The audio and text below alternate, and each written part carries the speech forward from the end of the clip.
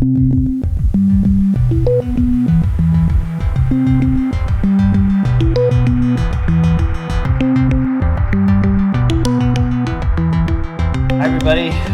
today we're going to start the musculoskeletal exam. The musculoskeletal exam is obviously a pretty large exam with several steps, so we're going to break it up into the upper body and the lower body to help make it a little more manageable to learn.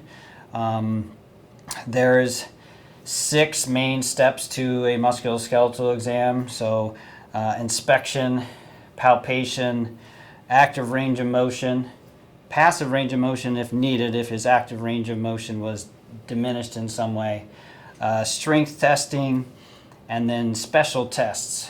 The special tests are usually ways to try to elicit pain in a specific area. Usually it's by trying to squish 2 tissues together, and that helps us focus in on where the problem is. Again, at any point of this, if you were to find an abnormality or a problem, that would give you your clue that you need to do a more detailed exam. So for instance, if I found a weakness when I was testing his arm or his bicep, for instance, I would likely want to do some more additional neurological testing to make sure his sensation, reflexes, etc. are intact, or if they're diminished too, which might lead me to find out that actually he's got a problem with a nerve compression in his neck, for instance. So and we're going to do a kind of screening, you know, with starting with his TMJ, but neck, shoulders, elbows, wrists, fingers. And there are certain times when you do a general kind of screening exam like that. So for instance, if your patient comes in with a arthritis and fever, for instance, you're going to need to look at all the joints and assess those. Or if they come in with fever and you have no source for a possible infection, you're going to need to do a very comprehensive musculoskeletal exam to see if there could be a source there, or that could give you a clue. But generally speaking, most of our patients are going to come in and they're going to say, my shoulder hurts, or my elbow hurts, or my wrist hurts. And in that case, if that's their only issue and you feel it is very focused to that part of the body, usually you're going to obviously examine that part in detail, but traditionally you also look at the joint above and below it to try to see if that can be contributing, because pain can be referred from the wrist to the elbow or from the shoulder to the elbow. So if they come in with elbow pain, you need to look at both of those things. So we're going to start off and just work our way through. It's easiest to just, for this type of thing, to start at the head and work our way down. At this point, if you've not washed your hands already, you should do this prior to touching your patient. The TMJ might be the cause of pain if somebody came in with jaw pain, a headache, or neck pain. So if they come in for any of those types of concerns, you're going to want to assess the TMJ. The TMJs are located right in front of the tragus of the ear. So you're going to use a finger pad to palpate that, then ask your patient to open and close their jaw multiple times, and seeing if there's pain while you're feeling there for crepitus, or also assessing for tenderness. If the TMJ, obviously looking at it, would be swollen or red, that would also give you another indication that that is the culprit of their discomfort. From there, we're going to move down to the neck and the shoulders. When somebody comes in with shoulder pain, neck is always part of that assessment, because the neck may be causing the pain to be originating here, but feeling it in the shoulder actually. And so that's why the neck is always needing to be assessed when part of shoulder pain. So we're going to start obviously with inspection and then palpating. I'm going to show you first from the front. If you're not comfortable with doing this from the front, knowing your landmarks, then it's perfectly okay to do this from behind, and we'll show that here next. But so usually you're inspecting and palpating at the same time, and so I'm going to put my hands behind his neck, feel for the spinous processes so I know exactly where I am, feeling down the spinous processes from behind, feeling the paraspinal muscles on each side, all the way into his trapezius equally, coming back up, feeling his sternocleidomastoids, making sure there's no excessive tension there. So And again, I can inspect and palpate looking from behind, and we'll show this here in a moment as part of the shoulder exam.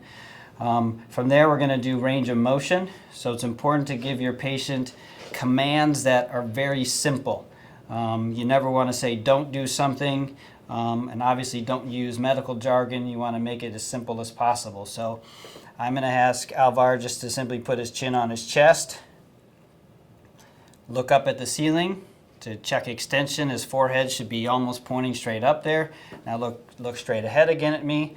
Turn your head and look at that wall as far as you can for that rotation. Now turn and look at the other side, and then look straight forward.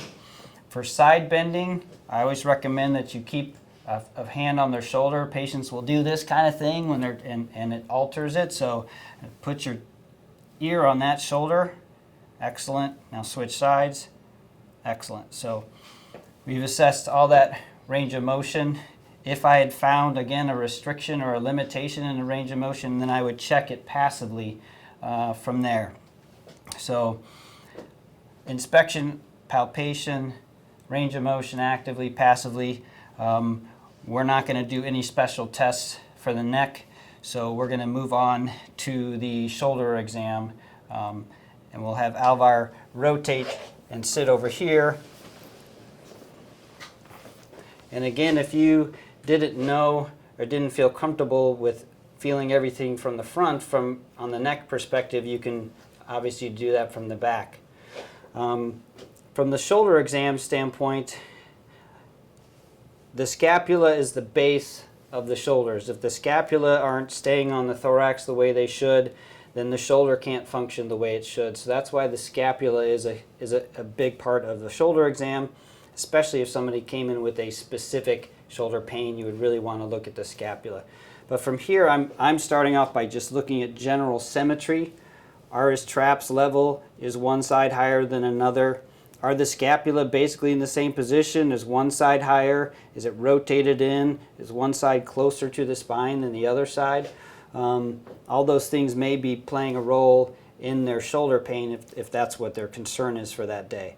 So from here, again, if you didn't palpate from the front, I can palpate his neck musculature, really feeling in his traps, locating the acromion, following it along the spine of the scapula so I know where I am. And now I know I can go above that to the supraspinatus, palpate deep in there, go below it, pushing on the infraspinatus bilaterally, a little bit lower and laterally is going to be your teres minor, and then your teres major, which will be a little bit bigger than the minor.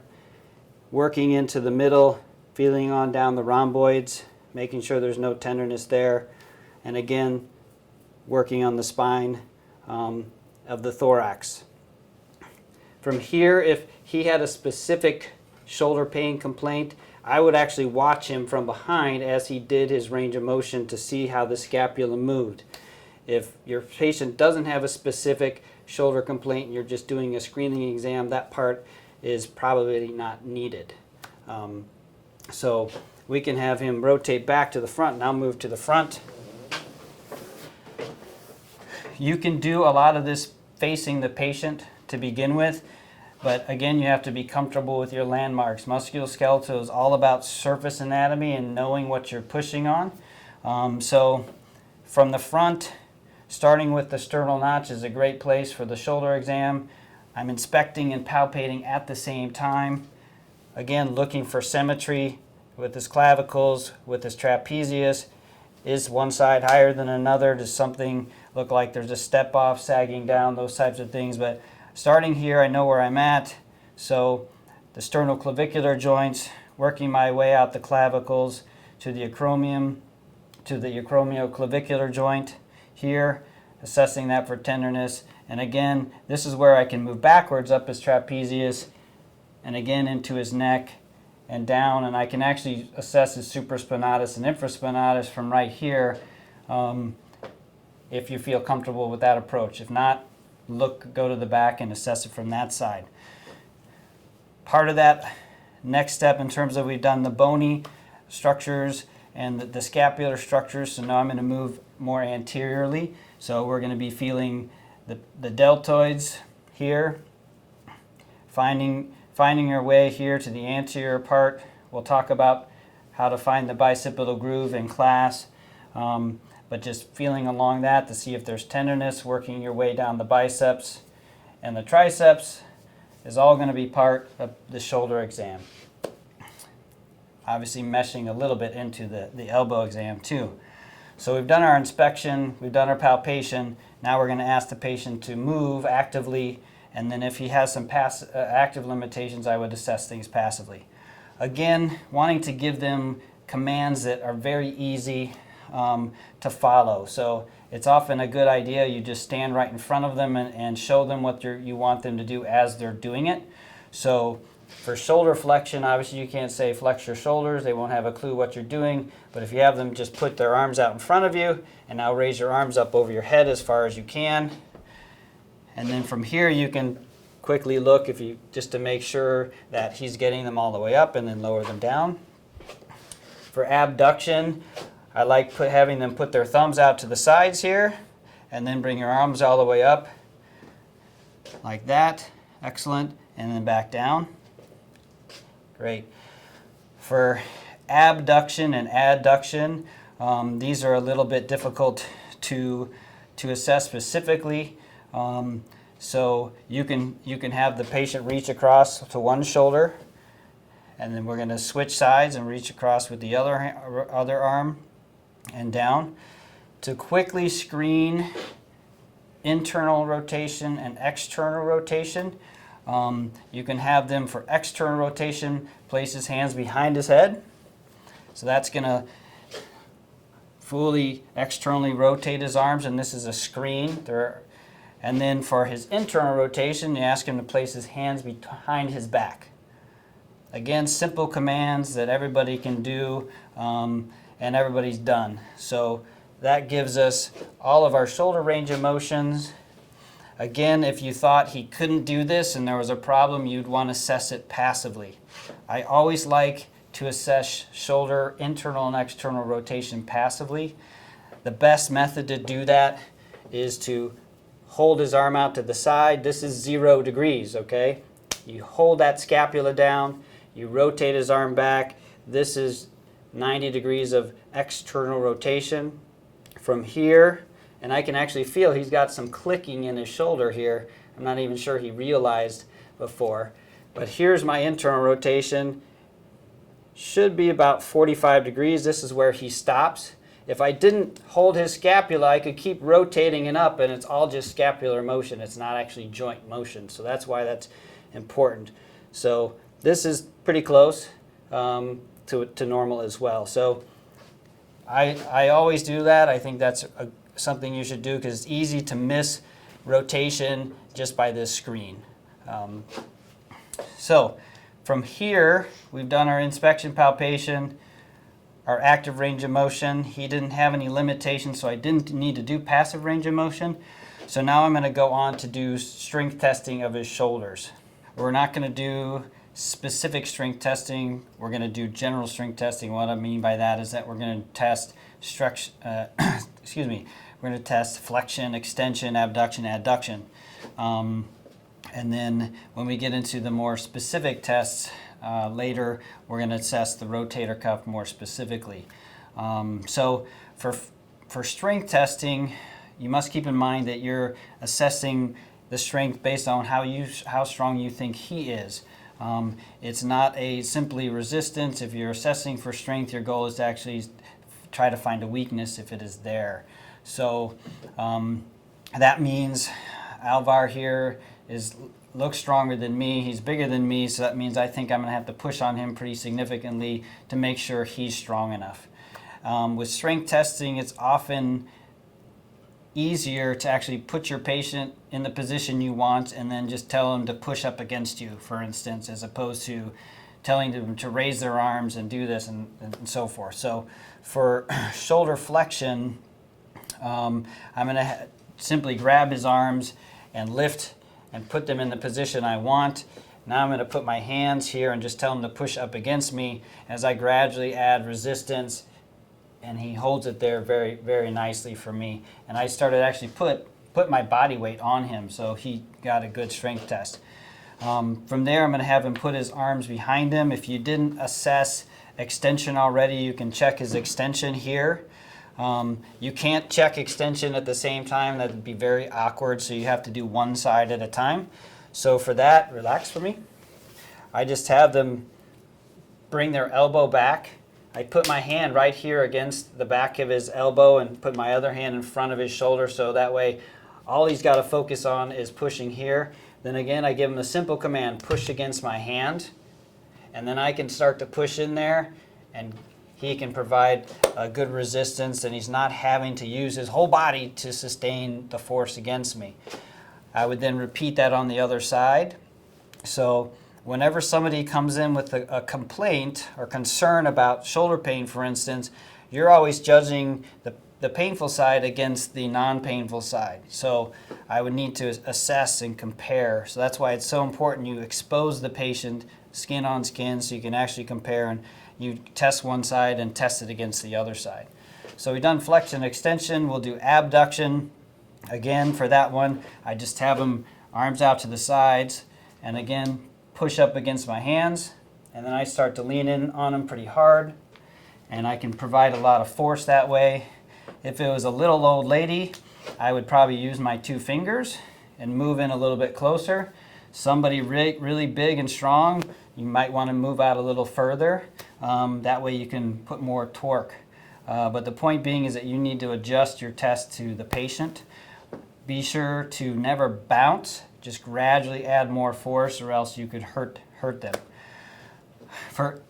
So we did flexion, extension, abduction. We don't often do adduction, adduction. If you would like to, you can. Again, you just simply be reversing what you did. So if you had them raise their arms out to their sides, you could then have them push down into your hands and assess that too. Commonly, though, that is not part of the shoulder exam because it's not very specific for things. So we've done all of our shoulder issues. Again, if I found a weakness or something concerning, then I might need to do reflexes or sensory exam to assess more fully as part of that specific exam. And later we're going to show some more specific testings for the shoulder at the end of the video. We'll next move down to his elbows. We've already inspected and palpated his bicep and tricep muscles. If you haven't done that already, that would be part of the elbow exam. Otherwise, we're just going to get into the specific focus on the joint itself, inspecting and palpating the olecranon, the medial condyle, the lateral epicondyle. And again, so the extensor muscles for the wrist attached onto the lateral epicondyle. The wrist flexors are long and attached to the medial epicondyle, so we use that for specific epicondylitis testing. If that all seems normal, and again, comparing to the opposite side always, you can do some of that exam simultaneously if you're comfortable with that. From there, we're going to move on to our range of motion. So just having the patient bend his elbows as far as he can and then extend his elbows out all the way to make sure that that is complete and he has no limitations. If he did, I would test them passively. Next, we're going to do our strength testing for the elbow. This is where I often see a lot of mistakes made being done with strength testing. So again, you want to isolate the specific muscles or joints as much as possible, and the patient shouldn't have to do a whole core workout for him to resist me. So I'll show you what I commonly see as a mistake, which is put your arms like this and then pull against me. Now you see he's about to fall off the table, so I can't even pull on him as hard as I need to, but he's having to use his whole trunk to stabilize, and then I'll often see people do the same thing. Now push against me. Again, the same thing. He's having to use his body to actually do this test for me, and I don't want that. I want to specifically assess his elbow flexion and elbow extension strength. So we want to isolate that. So I do the same thing. I put my one hand on his shoulder, grab his wrist, tell him to pull, and I can pull as hard as I want. There's my elbow flexion. Go to the other side. Other side, I've compared one side to the other. Strength testing is also about putting the muscle in a position where it's actually strong. So if I tried to assess elbow flexion like this by having him bend his elbow, I'm not going to get a good test. So similarly with the tricep is strongest when his elbow is actually straight. So that's how I test it. I don't test it with the elbow bent. So I have him put his arms straight out. I'm going to say keep your arms straight, lock your arms, and then I'm going to try to bend it. So I can easily put one hand here, and just try to bend that elbow. I can reverse it simply on this side, same thing. If you feel like you need a more mechanical advantage, you can turn his elbow down, and I can push down and try to bend his elbow this way. And you can see how much I can really push on him. Normal, healthy person, you should be able to push really hard and not be able to bend his elbow. If you can, he's weak, and that's a problem. Okay, so we've isolated that. Again, if I found a weakness, reflex testing, sensory testing would be indicated. We're going to work our way down now. So again, we would want to palpate the muscles of the forearm, comparing side to side. Again, for just how the shape, again, swelling, erythema, the usual things we might be assessing. As we work our way down, we're going to get into his wrist. And here's where you need to understand and review your anatomy of the carpal bones. There's some nice dirty mnemonics out there, which I won't share on the video, but I can tell you in person sometime if you're having trouble remembering these. Snuff box, scaphoid lunite, triquetrum pisiform, hamate capitate, triquetrum, etc., trapezoid are all things you kind of need to be familiar with. But working your way down to the wrist, grabbing it with both hands, starting systematically, whether you start at the snuff box and try to feel each muscle as you're going with the wrist slightly flexed and maybe with the wrist extended, and seeing if there's any motion here. One of your books talks about grabbing like this and seeing, so you can then, if inspection and palpation is not uncomfortable and no problems there, you can move on to the patient's active range of motion. So having him pull his wrist back and then putting his wrist down. So we've done extension, we've done flexion. Radial and ulnar deviation is not always useful, but you can have them turn their hands in and turn them out if you'd like. To assess pronation and supination, that requires that his elbows be bent 90 degrees. So elbows right at your sides, and then you can have him turn his hands down and turn his hands up for supination. And so we've kind of assessed all the motions in his wrist.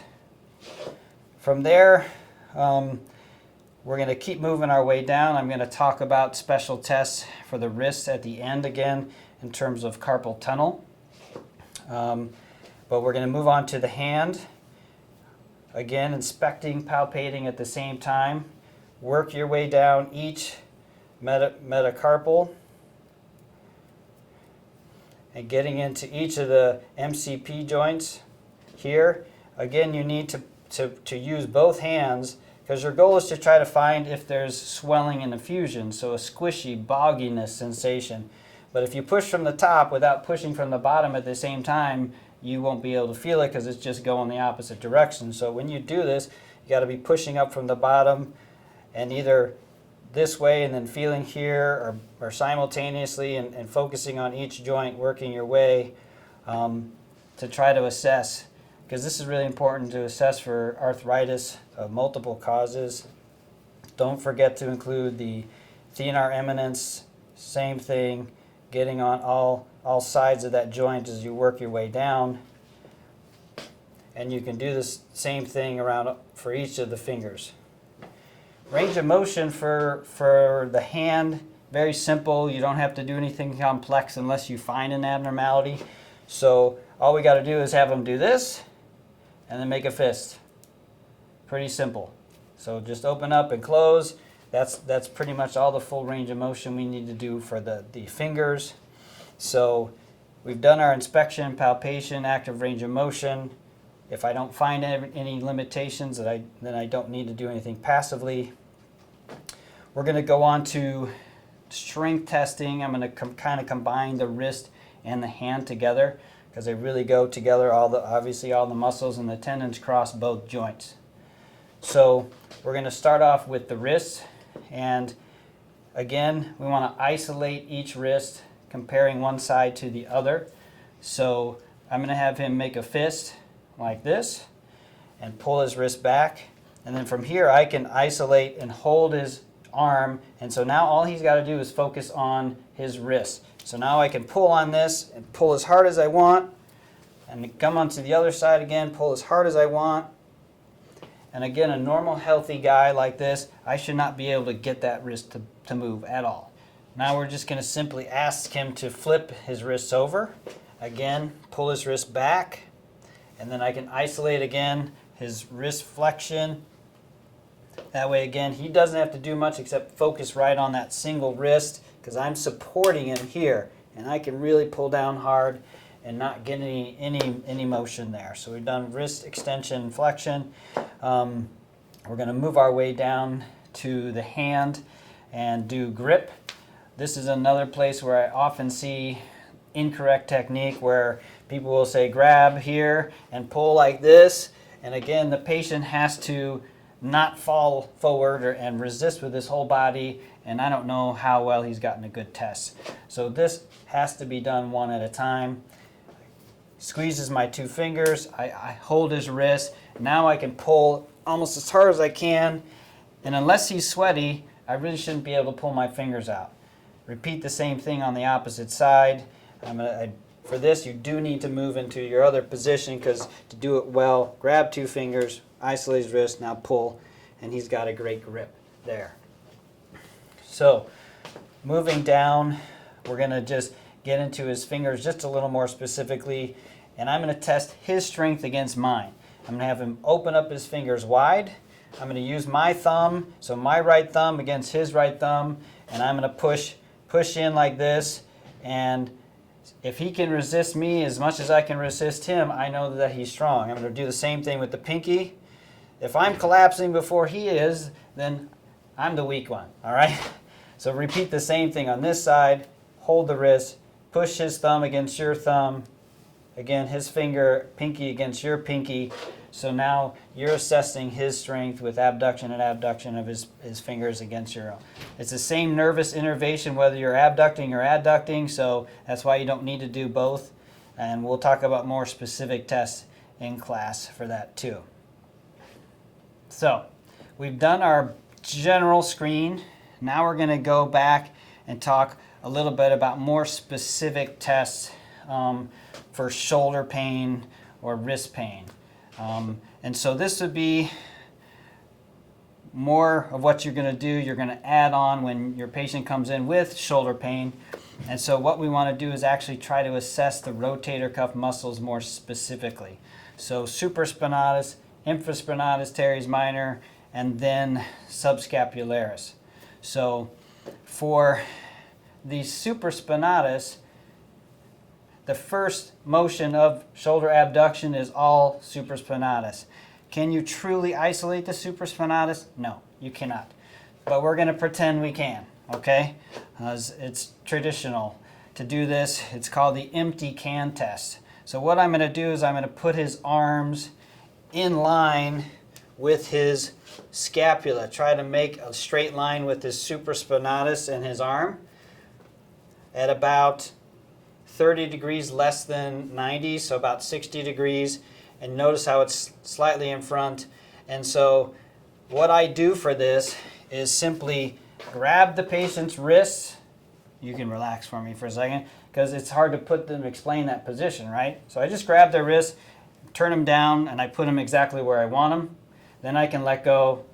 I can say push up against me as I push down, and that is the empty can test. Again, though, I'm not really specifically isolating the supraspinatus, but it's as close as we can get. To do the teres minor and the infraspinatus, those are our external rotators. So I can simply stand on the side of him. Here's our external rotation, right?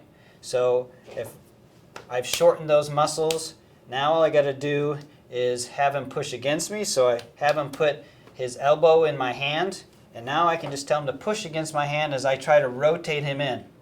So I'm trying to make him go into internal rotation, and he's resisting me, which is testing those external rotation, infraspinatus and teres minor. They're basically like the same muscle.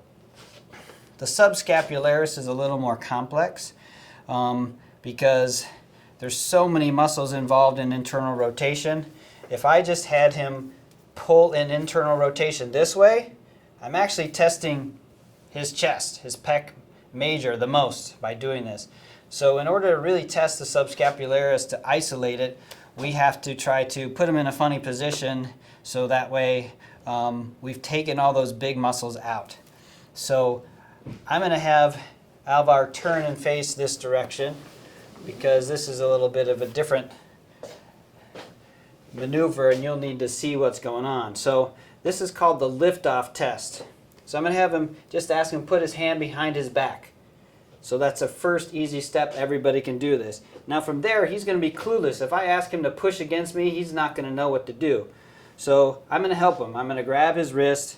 I'm going to hold his hand right here. If he can hold his arm like this, that tells me that his subscapularis isn't completely torn, if that was a concern. But now I can just put my hand here and he can push against me. So he's lifting off of his back, which is why it's called the lift-off test. But now I'm pushing and he's pushing against me. Simple, easy command. That's the best way to isolate the subscapularis. Let's say, though, your patient can't even put their arm behind their back. What are you going to do, right? So we can try to maneuver it a little bit differently. So I'll have him turn back forward again. So instead, I can tell him put his hand on his belly and hold it there while I try to pull out. Or put his hand up here on his chest and I can try to pull out.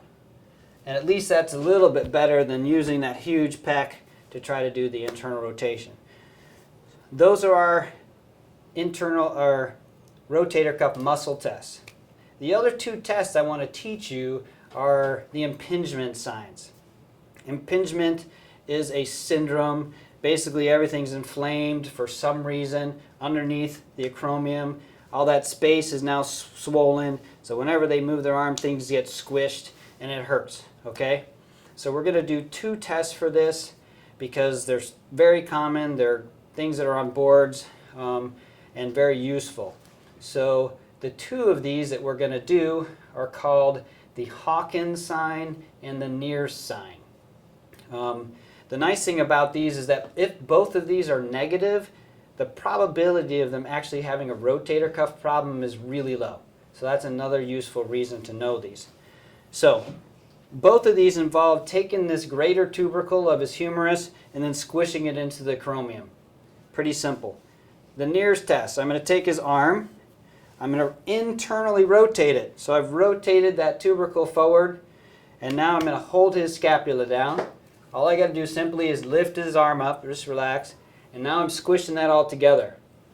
Squishing that together. So if that hurts, he'll let you know, and that would be positive. Okay? The other one is called the Hawkins sign.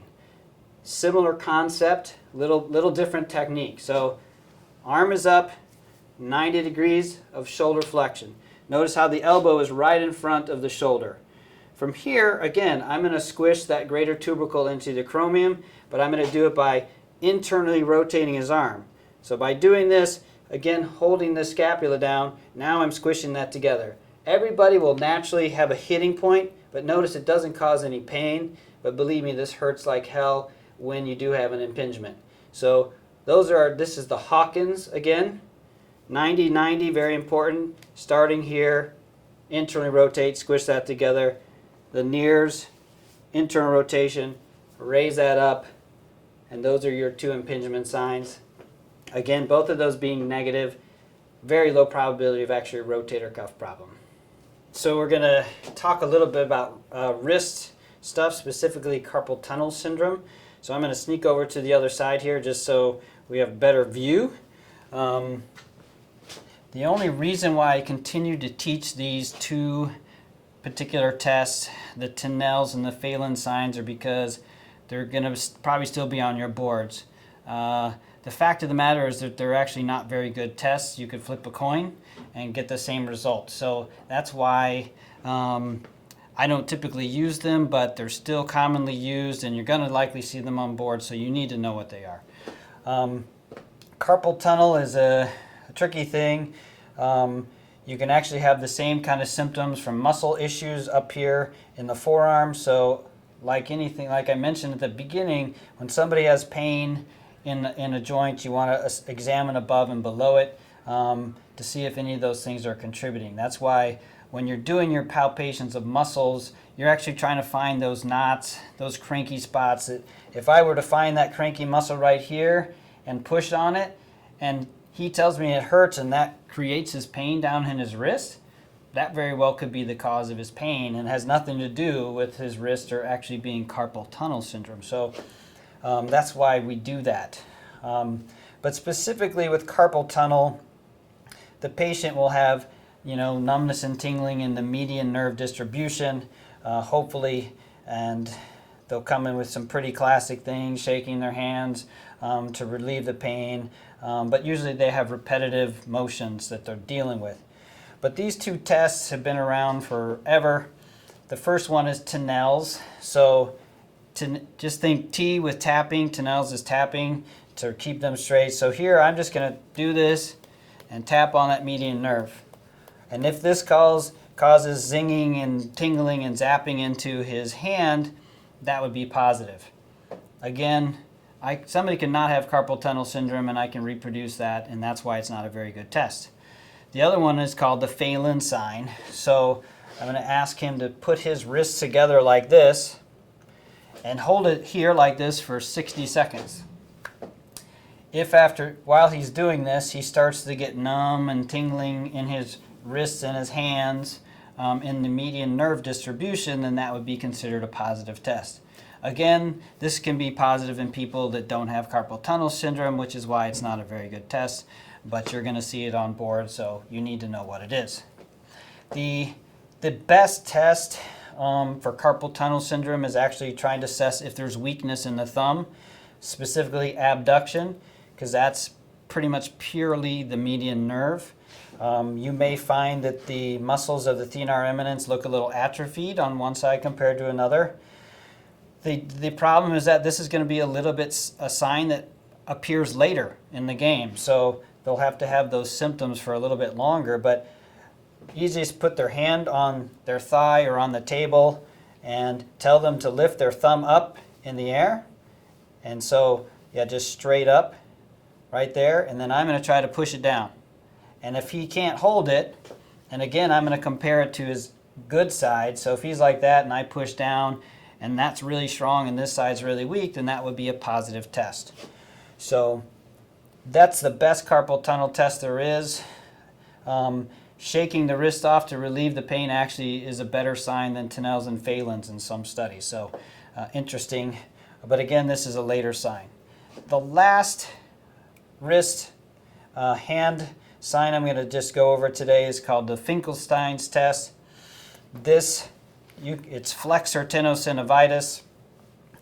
Right here, they'll have pain on the lateral aspect of their wrist and maybe some pain with their thumb, but they may not realize that and maybe mistakenly think it's carpal tunnel syndrome. But if you can isolate the pain over here, and it's a simple test. You have them put their thumb in their hand, and then you have them do this. That'll hurt like crazy if that is inflamed. And so simple to do it. Don't do it to them because you could really hurt them. It's nice and easy to see if they can do it. And if it hurts, it's a positive sign. Flexor Tenosynovitis here. So those are the slightly more detailed tests. Again, hopefully in your coming years as a third year, you're going to learn some even more detailed exam maneuvers for each of those. But that was our upper body exam with a couple of special tests on the shoulder and the wrist.